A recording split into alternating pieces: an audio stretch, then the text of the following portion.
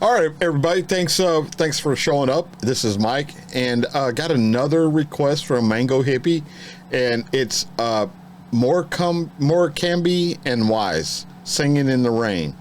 All right, so I only know one song about singing in the rain. Maybe this is it. So I really don't know what we're getting into. Let's get into the intro and right into the video. Here we go, y'all.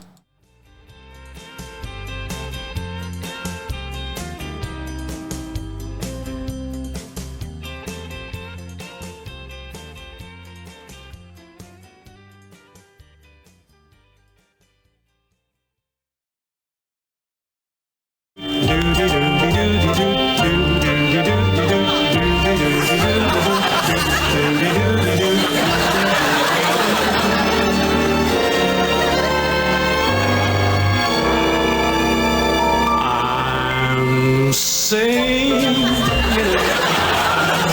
just singing, glorious feeling, I'm happier.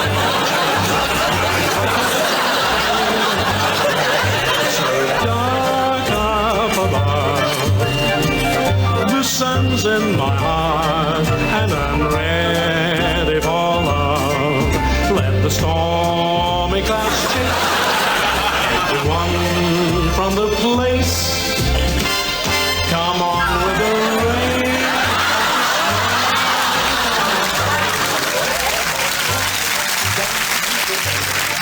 So with the happy refrain, I'm just singing in the rain, dancing in the rain.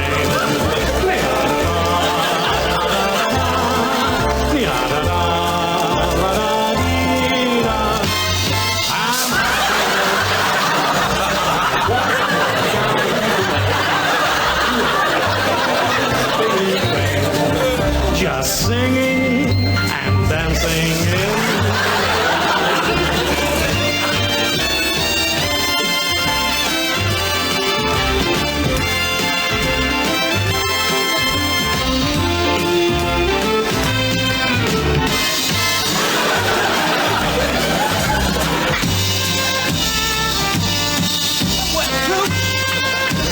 I see what you've done for me. I went through. You.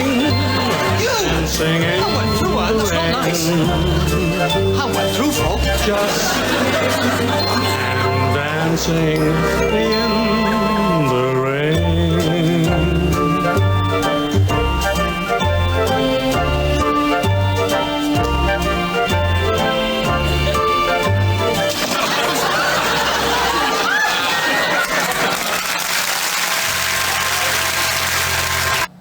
How cute, man. Yeah, these little skits they're so clean and they're so quirky and fun to watch. I wish we would have more of those, being done today. It's just they're just feel good things. You don't have to have something that cusses all the time, or something that's maybe a little risque. Things like that are just as entertaining, at least to me, and to some of the people that I hang around with, because we talk about it every once in a while. But Mango, thank you again for another great request. All right, y'all, that's going to do it for me. Going to get us out of here. Till I see you again, I'll catch you down the road. Bye, y'all.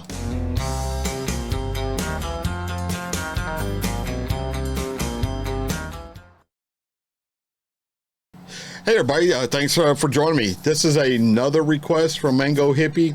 Somehow or another, the last one I did have him was the Men Lights, and I got it. I guess he had more, and I didn't see him. But so I got to finish this out, and then we'll move on. But this one, he says, is Murwillumbah, nicknamed Murbaugh by the locals, is a town in northern New South Wales. In April of 2001, just before the Easter long weekend, a semi-trailer carrying over 40,000 bottles of beer ran off the Pacific Highway near Murwillumbah into the Tweed River. Murbaugh Swamp Beer, finalist of Tropfest Australia 2002. All right, man, so let's get into the intro, and I gotta find my cursor. There it is. Let's get into the intro and right into the video, y'all.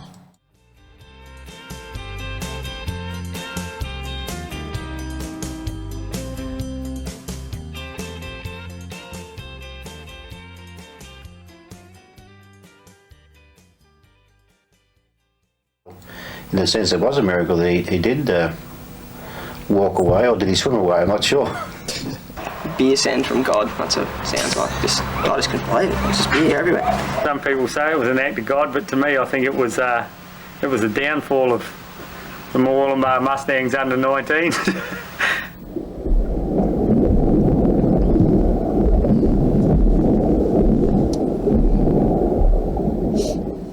About 2:15am on Tuesday, the 10th of April this year, a semi-trailer was travelling north on the Pacific Highway through Morecambe. And he hit this medium strip just here, broke his right front axle. The truck lost control and went in the river. When they went to pick the truck up, from what I've been told, they just cut the tarps and let the load go into the river. It's the only way they could pick the truck up. They couldn't pick it up fully loaded. Friday the 13th being Easter, Good Friday, and the Pacific Highway being so busy, the RTA gave them a deadline at midnight to get off the road. So we had no choice. We had to stop our work and come back in a few days' time, when just after Easter. Which they did, but they left it there. There was no security there. Just perfect timing for us. Long weekend, everyone went, yeah, let's go to the river. Fairly ironic, isn't it? You can't buy beer on Good Friday, and here it is in copious quantities. And there was people from like Queensland to Victoria coming through New South Wales going, what the hell is going on? You couldn't get parking space around it. At that stage on the first day, we believed that, we were told by the police that it was pretty much open slather. Get in there and steal it while you can. As far as they were concerned, they weren't stealing it. But from a technical point, as far as the law goes, it is stealing by find. That's the name of the offence. When we were over in the river, we were just swimming down. You'd grab a beer and crack it out at the same time, have a few sips of it and throw it back in the water and go down and grab some more. A friend of mine and myself went down there on the wave runners and we had a look, see what was going on down there, and I said, oh well, we'll come back. So we come back and got a canoe, and we towed the canoe down with the wave runner, but we had too much beer in it on the way back and we sunk it. Well, everyone had their own way, okay? Like I was telling you, ours was the crate with the ropes on it, and everyone thought that was a new idea. After they saw us do that, that kind of turned into the craze. They had hoses and all kinds of things because they thought they could breathe underwater with a garden hose. I saw people using even spears, trying to spear the plastic and bring up crates, but it just wouldn't work. I was waiting for it to float past. Okay, and you go under the bodyboard, and the next thing you know, people would just be grabbing off the top of your bodyboard and putting in their own crate. So you had to have someone kind of on the bank, someone with the car, holding all the beer, and two divers with one person in the water with them.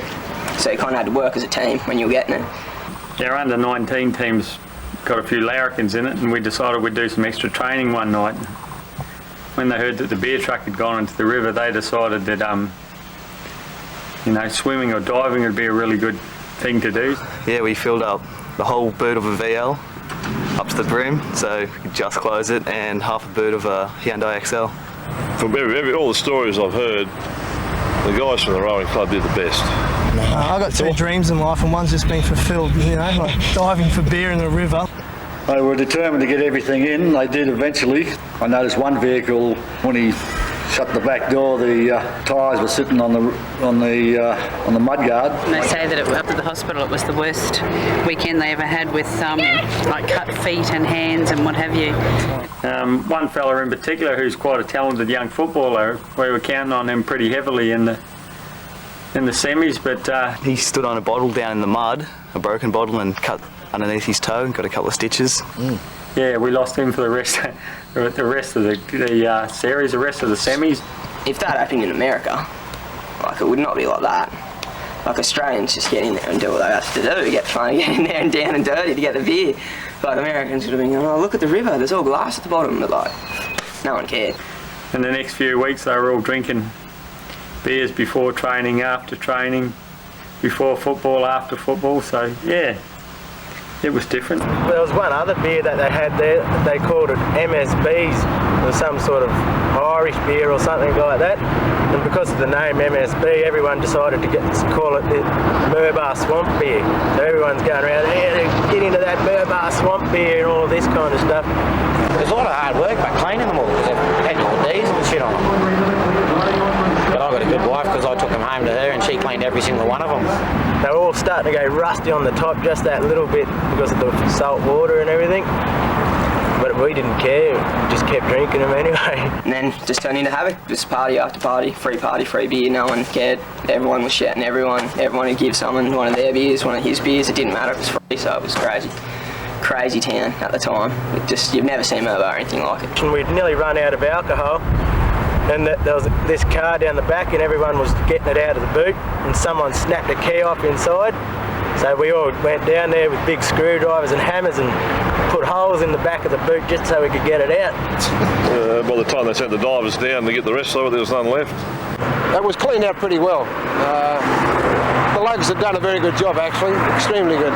The image of the carcass being stripped out in the middle of the desert, it happened pretty quickly. So the locals did the job of clearing the river, which had to be done as far as the environment was concerned. The issue was there that they were in actual fact committing an offence. It was one of those things. They all got away with it. Before the crash, well, we might have had 1 or 2 wins, so we weren't going that good. After the crash, we didn't have any wins, I think. Yeah, I thought we might have been able to slip in there, but I think the beer truck brought us undone. Everyone got a free beer, put it that way. Even if you weren't in the river, you got a free beer, just because it was just like, yeah, who cares, if you know what I mean, it's free. The only people who didn't get a drink were the coppers. That was about it.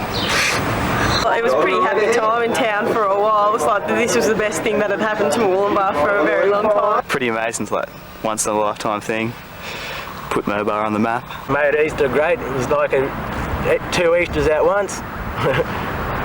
Beer and eggs together. Yeah.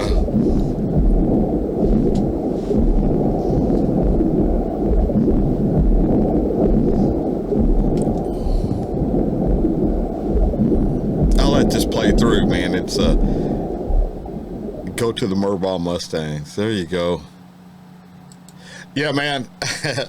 that was a cute story, and how they pieced it together like that. You just can't help but smile at a story like that, man. And you don't even realize you're doing it until it's over. You feel your jaws are your cheeks are sore from having a smile. That was pretty cool, man. I dug it. Thanks, Mango. All right, y'all, that's going to do it for me. I got to get us out of here. Till I see you again, I'll catch you down the river. Or catch you down the road. You know what I got on my mind. Bye, y'all.